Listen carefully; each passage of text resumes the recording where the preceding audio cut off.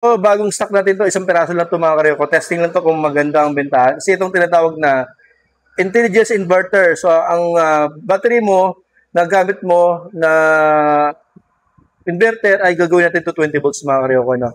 Nagsaksak kami isang electric pan, no? You know? Maandar, di ba? Yan, no? Ito use natin. No? So, gamit lang natin cordless na battery at saka intelligence inverter. So, makapag-under siya na electric pan mga karyoko. Maganda to sa mga bundok, sa mga nagka-camping, okay, sa mga walang brownout, sa mga brownout, naputulan ng kuryente ng Meralco, di ba?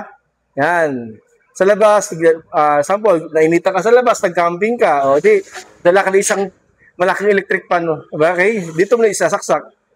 Basta kasya siya sa 200 watts na, 200 watts na wattage. So, ibig sabihin, ang kasya nito ay 3 electric pan, mga karyoko. At mga daras ilaw, charger, gadget, wifi, kasi may USB cable siyang ilalagay. So, ito, available to, isang piraso lang ito mga karyoko. So, PM lang sa may gusto ha. Ang halaga nito ay